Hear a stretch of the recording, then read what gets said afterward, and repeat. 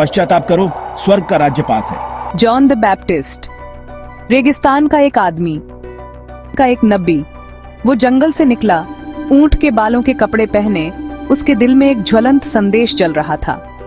Jordan नदी घाटी में उसकी आवाज गूंज उठी।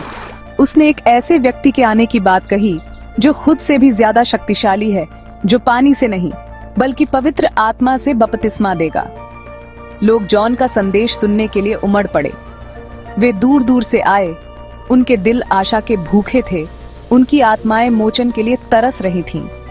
जॉन ने उन्हें जॉर्डन नदी में बपतिस्मा दिया, जो उनके पापों को धोने और एक नए जीवन को अपनाने का एक शक्तिशाली प्रतीक था। जॉन के पास आने वाली भीड़ में फरीसी और सदूकी भी थे, जो इस करिश्माई उपदेशक के बारे में उत्सुक थे, जिसने लोगों के दिलों को मोह लिया था। जॉन का संदेश लोगों के दिलों में गहराई तक उतर गया। उसने अधिकार और दृढ़ विश्वास के साथ बात की। उसके शब्दों ने पाखंड और धार्मिक रीति रिवाजों को काट दिया, जो खोखले इशारे बन गए थे। उसने दिल में एक वास्तविक बदलाव का आह्वान किया, पाप से दूर होने और भगवान की ओर मुड़ने का आह्वान किया। जब जॉन ने आने वाले मसीहा की घोषणा की, तब भी वो खुद अनिश्चितता से जूझ रहा था।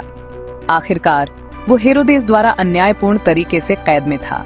रेगिस्तानी हवा की तरह उसके भीतर संदेह उठने लगा। क्या यीशु सचमुच वही था जिसकी उसने घोषणा की थी? क्या उसने भगवान के उद्देश्य को गलत समझा था? अपनी कोठरी के एकांत में जॉन इन सवालों से जूझता रहा। क्या आप आने वाले हैं या हम किसी और की तलाश करें? इसलिए जॉन ने अपने शिष्यों को यीशु के पास भेजा। उन्हें उससे एक सरल फिर भी गहरा सवाल पूछना था। क्या आप आने वाले हैं या हम किसी और की तलाश करें? ये सवाल सिर्फ जॉन के लिए नहीं था। ये एक ऐसा सवाल था जो युगों युगों से गूंजता रहा। एक ऐसा सवाल जो आज भी साधकों के दिलों में गूंजता है। जॉन के शिष्य अपने मिशन के भार से भारी मन से निकल पड़े। वे अपने साथ न केवल अपने गुरु का प्रश्न, बल्कि मुक्ति के लिए तरस रहे लोगों की आशाओं और आशंकाओं को भी लेकर चल रहे थे। जॉन के शिष्यों ने यीशु को भीड़ के बीच में बीमारों को ठीक करते और राज्य के सुसमाचार का प्रचार करते हुए पाया। वे जॉन के प्रश्न के साथ उसके पास पहुंचे। उनकी आवाजें प्रत्याशा से थोड़ी कांप रही थीं। जॉन दी बैप्टिस्ट ने हमें आपके पास ये कहते हुए भेजा है, क्या आप आने वाले हैं या हम किसी और की तलाश करें? यीशु ने उन्हें तुरंत जवाब नहीं दिया। इसके बजाय उसने अपने उपचार का काम जारी रखा।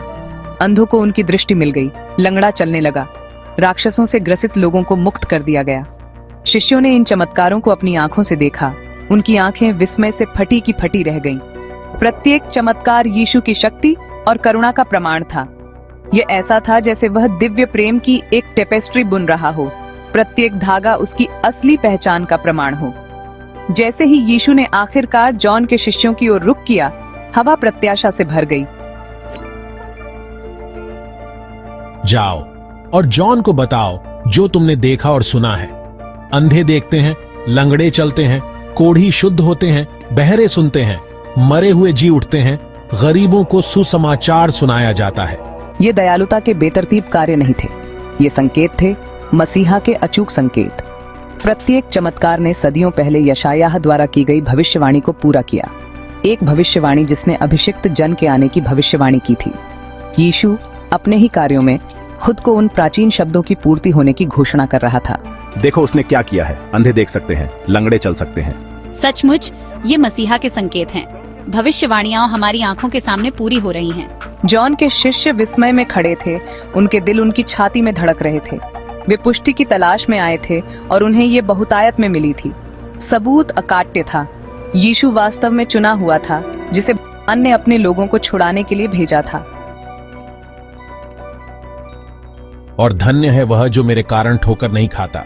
यीशु जानता था कि जॉन के दिल में कौन कौन से संदेह हैं। वह उस अंधेरे को समझता था जो कभी कभी सबसे वफादार सेवक की आत्मा को भी ढंक सकता है। जॉन अपनी मानवता में एक अलग तरह के मसीहा की उम्मीद कर सकता था। एक विजेता राजा जो रोमन शासन को उखाड़ फेंकेगा और सांसारिक ताकत से अपना राज्य स्थापित करेगा। लेकिन यीशु का राज्य इस दुनिया का नहीं था। उसका राज्य प्रेम, करुणा, क्षमा और पाप और मृत्यु पर आध्यात्मिक विजय का था। मेरा राज्य इस दुनिया का नहीं है। यह प्रेम, करुणा, क्षमा और पाप और मृत्यु पर आध्यात्मिक विजय का राज्य है।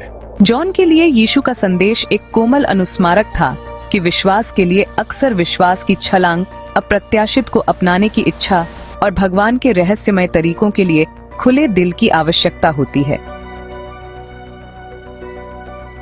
जॉन के दूतों की कहानी केवल एक ऐतिहासिक वृत्तांत नहीं है, यह उन सभी के लिए विश्वास और आश्वासन का एक कालातीत संदेश है जो ईश्वर की तलाश करते हैं। संदेह रात में चोर की तरह हमारी शांति और आनंद को हमसे छीन सकता है, लेकिन भगवान अपनी असीम दया में हमेशा वापस आने का रास्ता प्रदान करते हैं।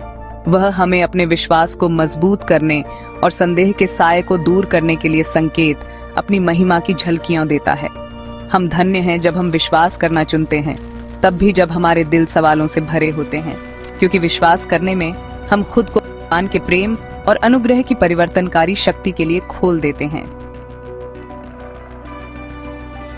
जॉन के दूत अपने कैद शिक्षक के पास लौट आए। उनके दिल, जो उन्होंने देखा और सुना था, उससे ऊपर उठ रहे थे। उन्होंने उसे सब कुछ बताया, हर चमत्कार, यीशु द्वारा बोला गया हर शब्द।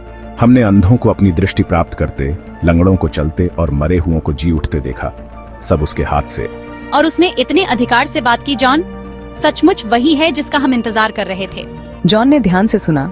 उसका चेहरा आश्चर्य और शांति के मिश्रण से भरा हुआ था। हालांकि कैद में था, जॉन की आत्मा उड़ गई। उसे वह पुष्टि मिल गई थी जिसकी उसे आवश्यकता थी। संदेह की कसौटी पर कसा गया उसका विश्वास और मजबूत और अधिक लचीला बनकर उभरा। मुझे यह खबर लाने के लिए धन्यवाद। मेरा दिल शांत है। आइए हम जॉन की तरह अपने विश्वास पर दृढ़ रहें, तब भी जब हम परीक्षाओं और क्लेशों का सामना करें। आइए हम अपने जीवन में के संकेतों की तलाश करें, अनुग्रह के वे क्षण जो हमें उसकी उपस्थिति और उसकी विश्वास योग्यता की याद दिलाते हैं। और आइए हम कठिन प्रश्न पूछने से कभी न डरें, क्योंकि खोज में ही हम वास्तव में पाते हैं।